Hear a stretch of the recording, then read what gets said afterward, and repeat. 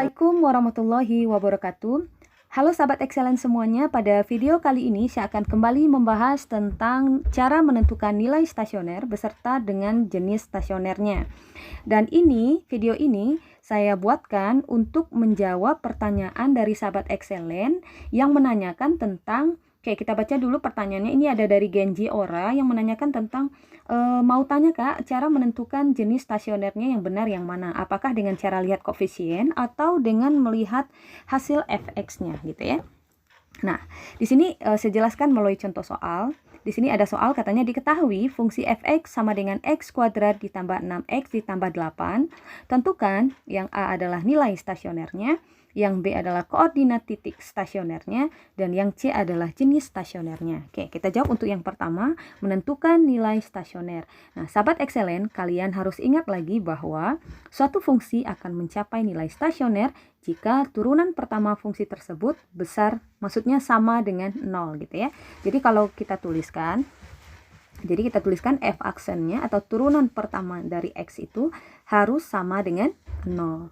Kita tinggal turunkan fungsinya, jadi kita turunkan satu-satu, x kuadrat. Kalau diturunkan itu hasilnya adalah 2x. Kemudian kita tambahkan dengan 6x, kalau kita turunkan itu hasilnya adalah 6. Dan 8 itu kan adalah konstanta ya. Konstanta kalau diturunkan itu hasilnya adalah 0, tidak usah kita tuliskan. Nah, hasilnya akan sama dengan 0. Nah, ini kita cari dulu nilai x-nya. Jadi 2x sama dengan, min 6-nya pindah ruas. 6-nya pindah ruas jadi min 6 gitu ya. Kemudian x akan sama dengan min 6 per 2. Maka kita dapatkan nilai x-nya itu adalah min 3. Apa artinya? Jadi artinya itu adalah fungsi ini akan mencapai nilai stasionernya pada saat x-nya itu sama dengan min 3. Ini baru nilai x-nya gitu ya. Nah, sekarang yang ditanyakan adalah nilai stasionernya. Jadi untuk menentukan nilai stasionernya, saya jawab yang A dulu. Untuk menentukan nilai stasioner, untuk menentukan nilai stasionernya, nilai x yang kita dapatkan tadi dari hasil turunan pertama fungsinya itu kita substitusikan atau kita masukkan ke persamaan fungsinya ya. Maksudnya ke persamaan fungsi yang belum kita turunkan tadi. Tadi kan persamaan fungsinya itu adalah fx itu sama dengan x kuadrat ditambahkan dengan 6x ditambahkan dengan 8. Nah, kita substitusikan nilai x-nya. Untuk x sama dengan min 3, kita dapatkan min 3 kuadrat ditambahkan dengan 6, kita kalikan dengan min 3, kita tambahkan dengan 8. Saya pindah di sebelah sini. Maka kita dapatkan f min 3 akan sama dengan min 3 kuadrat, itu hasilnya adalah 9. Kita tambahkan dengan 6, kita kalikan dengan min 3, itu adalah hasilnya min 18. Kita tambahkan dengan 8. Nah, ini kita tinggal operasikan saja.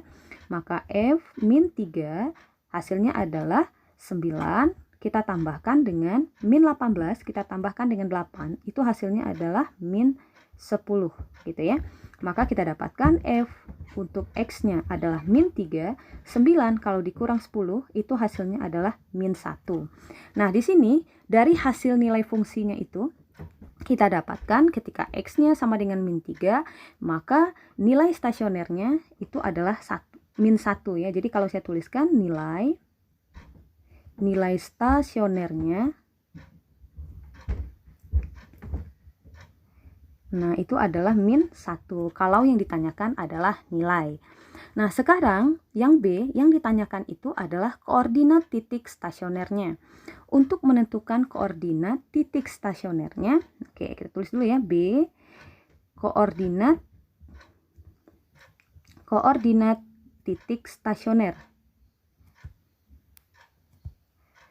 Nah, kita ingat lagi bahwa koordinat itu dituliskan dalam bentuk x, y. Yang kita masukkan itu adalah nilai x yang sudah kita dapatkan tadi, yaitu min 3, dan nilai y itu adalah nilai x yang telah kita substitusikan ke persamaan fungsinya. Tadi kita dapatkan bahwa nilai y-nya ketika min 3-nya disubstitusikan, maka kita dapatkan y-nya itu tadi adalah min 1. Ingat lagi, fx itu boleh juga dituliskan y gitu ya. Fx itu akan sama dengan y. Nah, jadi ini f min 3 ini adalah nilai Y-nya. Maka koordinat titik stasionernya ada di min 3, min 1. Nah, kemudian yang C ini yang ditanyakan itu kan adalah jenis stasioner ya, jenis stasioner.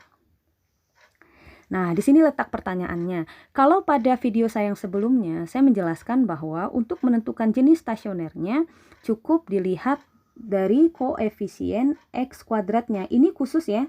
Maksudnya cara ini hanya berlaku untuk fungsi yang persamaannya dalam bentuk persamaan kuadrat. Artinya pangkat tertinggi X-nya adalah 2, tetapi tidak berlaku untuk pangkat 3, pangkat 4, dan seterusnya gitu ya. Nah, jadi untuk menentukan jenis stasioner, kalau fungsinya berupa persamaan kuadrat, itu bisa kita gunakan dua cara. Jadi menjawab dari pertanyaan dari sahabat excellent tadi, apakah cukup dengan melihat koefisien X kuadratnya saja atau dengan menentukan nilainya. Jadi jawabannya bisa kedua-duanya, tergantung dalam segi waktunya mungkin ya. Kalau kita hanya melihat koefisien X kuadrat, mungkin waktunya akan lebih cepat dibandingkan dengan kita harus mensubstitusikan nilainya. Jadi ini bisa kamu terapkan ketika mengerjakan soal-soal UN atau soal SBMPTN supaya waktunya agak lebih hemat ya. Jadi untuk menentukan jenis stasionernya, kalau kemarin saya jelaskan bahwa di sini cukup melihat fungsinya. Kan fungsinya itu adalah fx sama dengan x kuadrat ditambahkan dengan 6x ditambahkan dengan 8. Nah, kita lihat koefisien x kuadratnya. Nah, jadi koefisien x kuadrat ini kita misalkan a ya. Jadi kalau a-nya itu besar dia dari 0, maka kurvanya itu akan terbuka ke atas. Nah, seperti itu. Tetapi kalau A-nya itu kecil dari 0, maka kurvanya akan terbuka ke bawah. Nah, gitu ya. Kurvanya akan terbuka ke bawah. Ingat lagi, kalau kurva itu dia terbuka ke atas, berarti kan yang dicapainya itu di sini adalah nilai minimumnya. Oke, nilai yang paling bawah kan nilai minimum ya. Nah, ketika kurvanya itu terbuka ke bawah, maka yang dicapainya di sini itu adalah nilai maksimum. Nah, maksudnya seperti itu. Nilai minimum ini bisa kita lihat dari koefisien X kuadratnya. Jika koefisien X kuadratnya, jadi kalau ada fungsi fx sama dengan ax kuadrat ditambah bx ditambah c, jadi dia akan mencapai nilai minimum itu jika a-nya itu besar dari 0. Dia akan mencapai nilai maksimum jika A-nya kecil dari 0. Nah, sekarang kita lihat persamaan yang kita punya itu kan di sini X kuadrat ya. Di sini kan ada angka 1 gitu ya. Nah, 1 ini itu kan besar dari 0. Itu artinya A-nya itu besar dari 0. Karena A-nya besar dari 0, maka yang dicapainya itu adalah nilai minimum. Maka jenis stasionernya untuk titik min 3, min 1, maka jenis stasionernya itu adalah stasioner minimum ya, stasioner minimum atau sering juga disebut dengan titik balik minimum gitu ya. Atau bisa juga dengan melihat nilai Y-nya tadi kan kita dapatkan X-nya tadi kan adalah min 3. Ketika kita substitusikan, kan kita dapatnya hasilnya adalah min 1 ya. Nah, karena min 1 itu kecil dari 0, oke, karena dia kecil dari 0, karena fx-nya itu kecil dari 0, maka nilai untuk jenis, maksudnya untuk jenis stasionernya itu juga stasioner minimum. Jadi di sini ada stasioner minimum. Karena nilainya itu kecil dari 0. Kalau kita dapatkan nilai F-nya untuk pada saat X-nya berapa gitu ya. Kalau dia besar dari 0, berarti yang dicapainya adalah stasioner maksimum. Jadi sebenarnya apakah bisa gunakan kedua-dua caranya? Jawabannya tentu saja bisa. Ya, boleh dengan cara mensubstitusikan nilai X-nya ke fungsinya atau dengan cukup melihat koefisien daripada X kuadrat saja. Ingat, cara ini hanya berlaku untuk persamaan, maksudnya yang fungsinya itu dalam bentuk persamaan kuadrat. Nah, seperti itu ya. Supaya kalian lebih jelas, kita lihat untuk contoh yang kedua. Contoh yang kedua, fx sama dengan 7 dikurang 6x dikurang x kuadrat. Oke, pertanyaannya masih sama ya. Kita ingin menentukan nilai stasionernya terlebih dahulu. Oke, kita cari dulu nilai stasionernya. Ingat lagi, syarat untuk stasioner. Oke, syarat untuk stasioner itu adalah F aksen X sama dengan 0. Oke, kita turunkan. 7 turunannya adalah 0.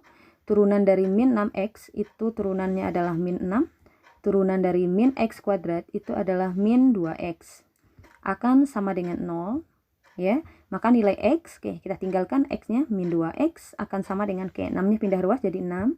Maka x-nya akan sama dengan 6 per min 2. Maka x akan sama dengan min 3.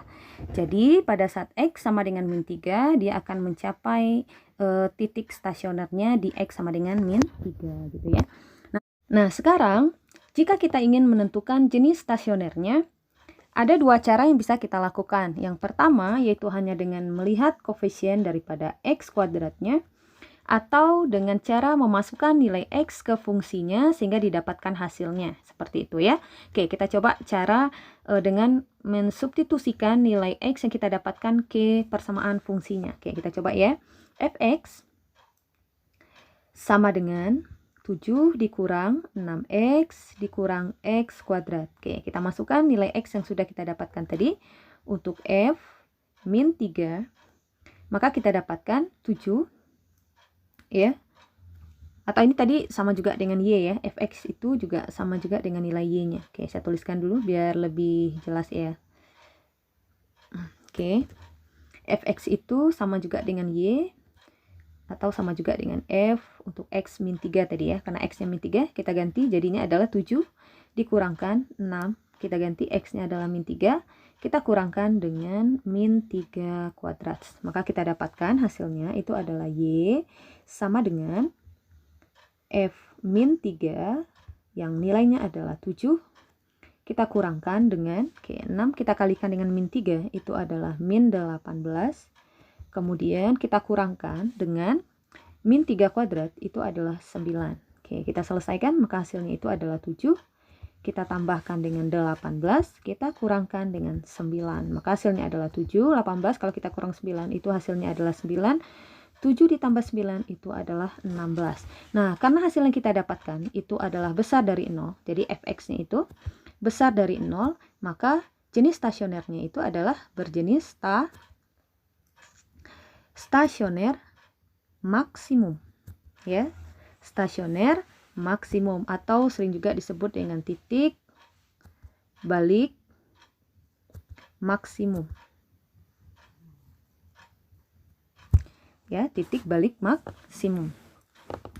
Nah, itu kalau seandainya kita gunakan dengan cara mensubstitusikan nilai x ke persamaan fungsinya.